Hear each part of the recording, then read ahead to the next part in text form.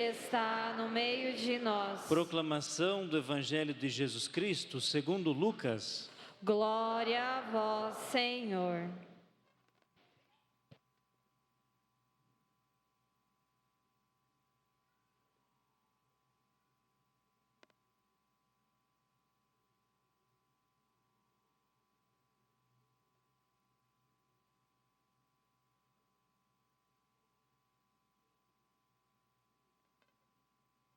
Naquele tempo, Jesus contou esta parábola para alguns que confiavam na sua própria justiça e desprezavam os outros. 2 homens subiram ao templo para rezar. Um era fariseu, o outro cobrador de impostos.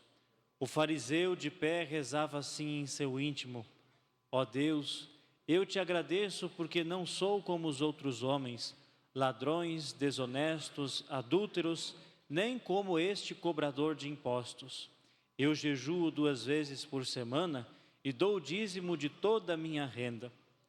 O cobrador de impostos, porém, ficou à distância e nem se atrevia a levantar os olhos para o céu, mas batia no peito dizendo: meu Deus, tem piedade de mim, que sou pecador.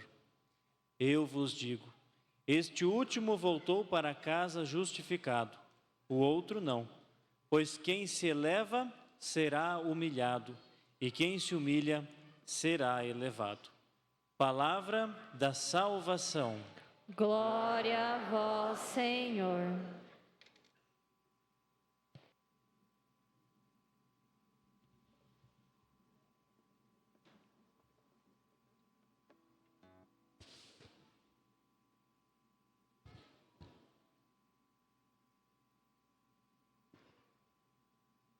Reverendíssimo irmão Padre Marcelo, queridas crianças, catequistas, pais, agentes da animação litúrgica, louvado seja nosso Senhor Jesus Cristo.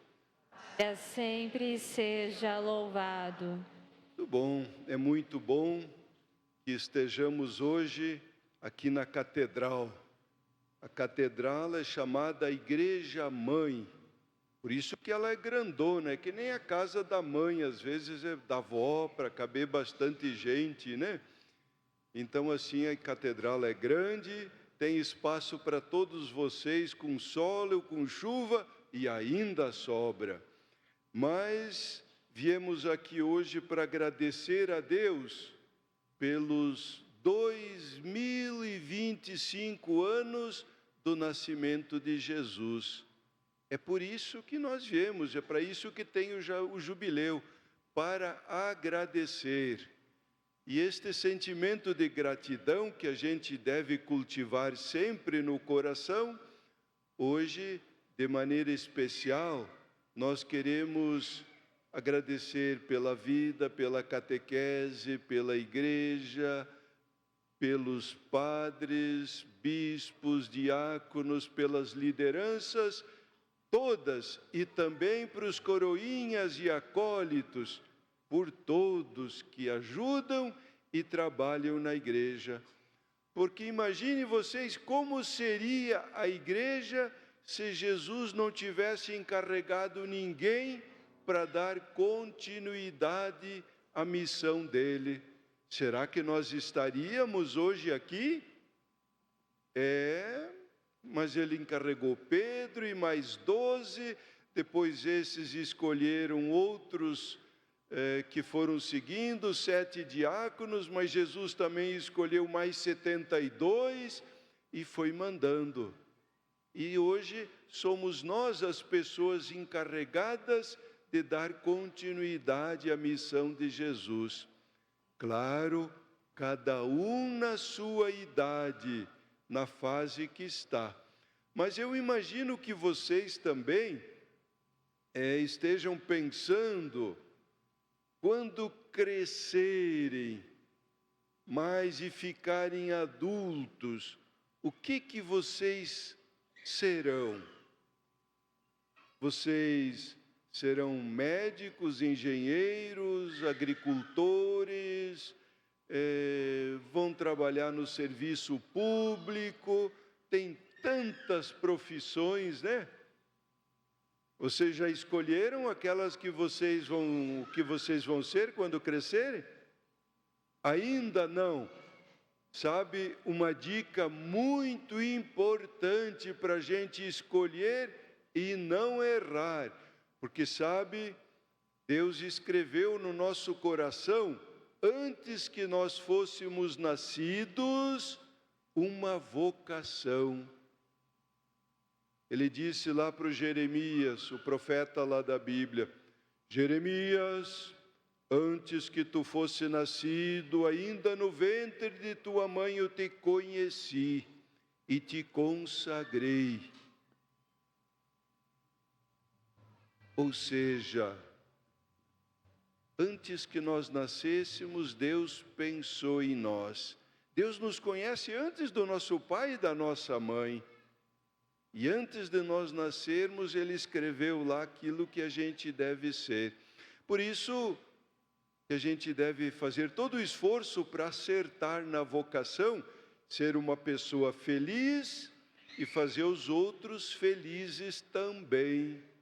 E quando a gente erra, é uma pessoa triste, e triste entristece os outros, e uma pessoa feliz alegra e felicita os outros também.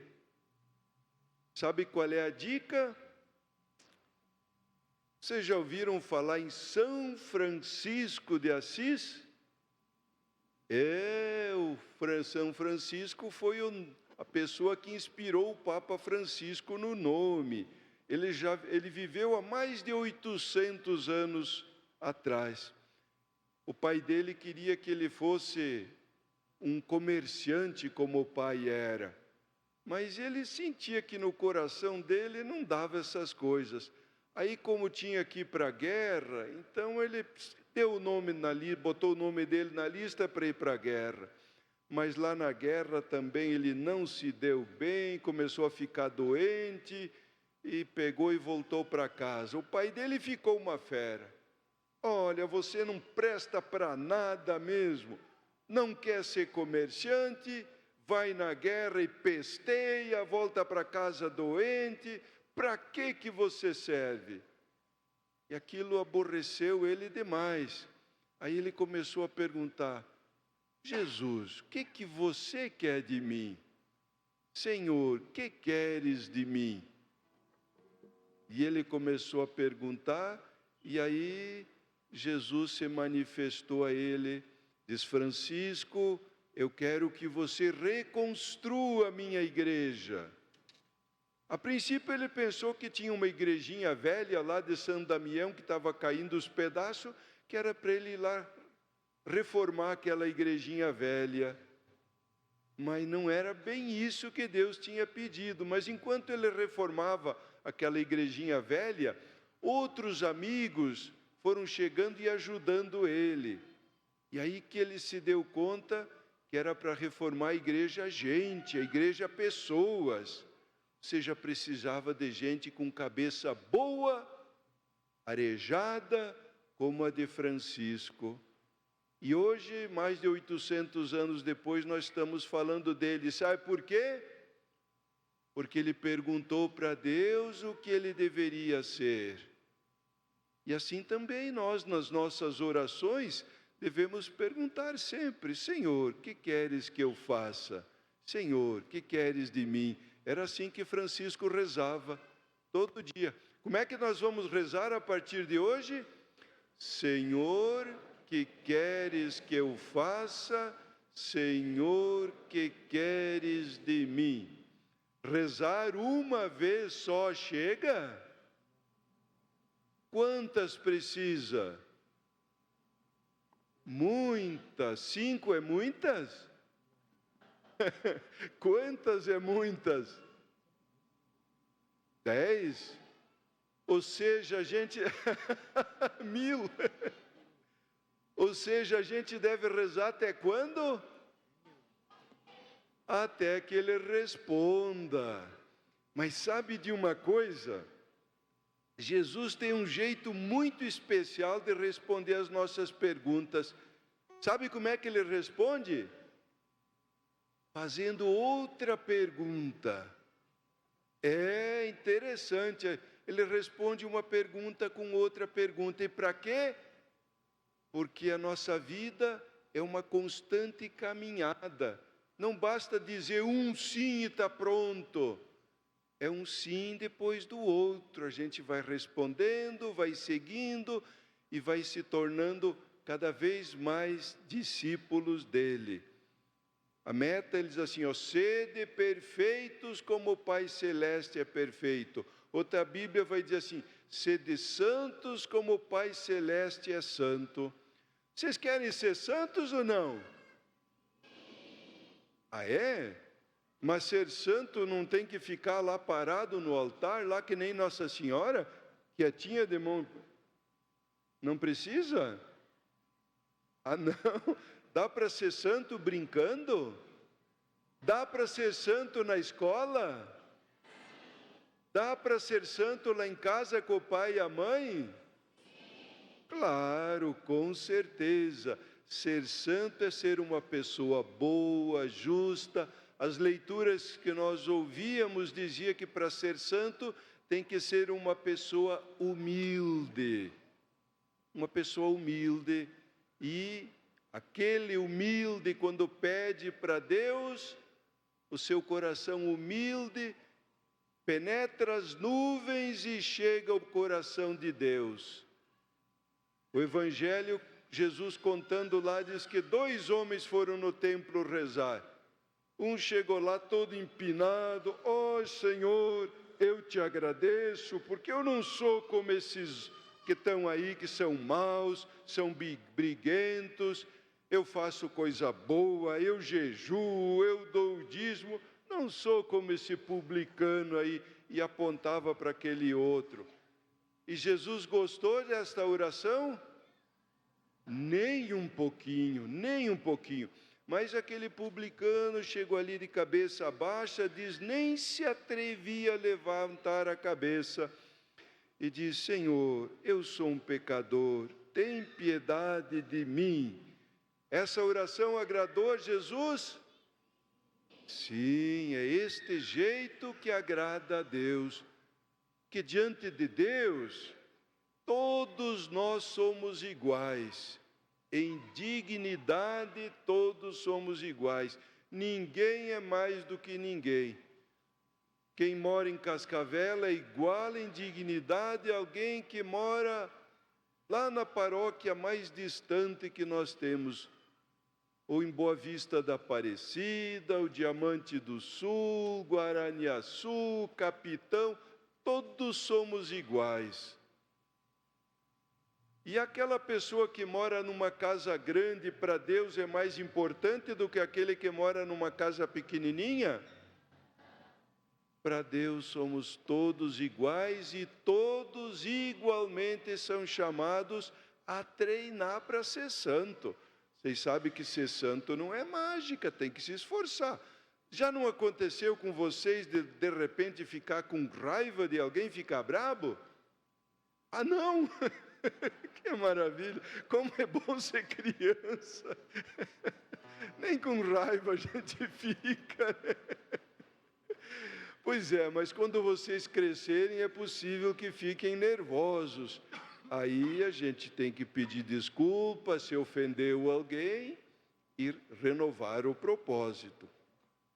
Sabe, conta uma história que certa vez tinha um jardineiro e ele estava orientando lá a meninada da catequese e como é que se plantava as flores lá em roda da igreja, tinha um jardim bonito, e ele pegou assim 3 meninos que foram lá e disse assim, olha, aqui tem 3 sementinhas muito especiais, e vou dar uma para cada um, vocês, cada um vai plantar a sua semente, e daqui a um tempo eu quero ver o que vai nascer da plantinha de vocês.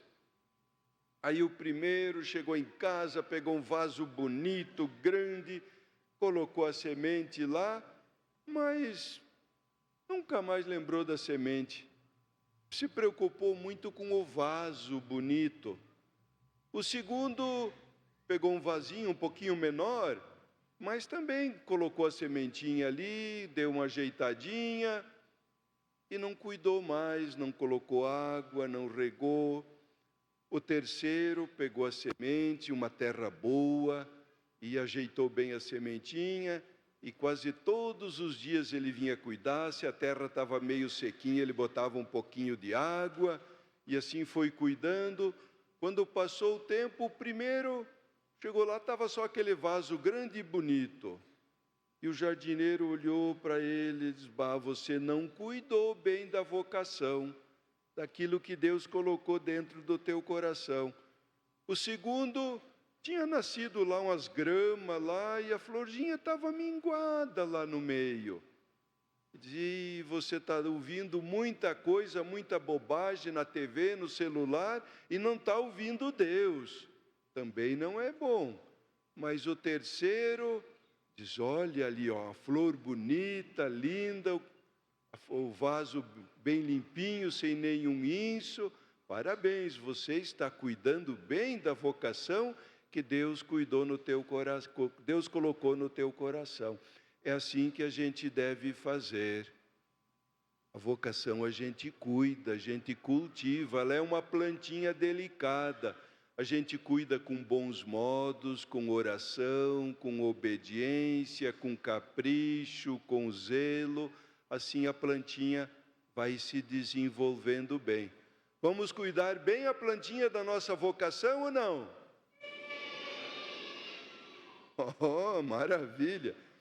Agora, deixa eu fazer uma outra pergunta antes de concluir.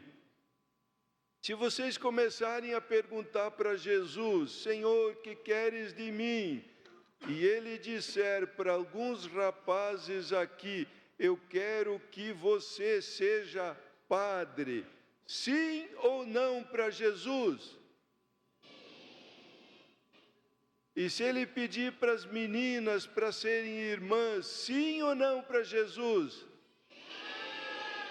Não, eu ouvi uns não aqui pelo meio.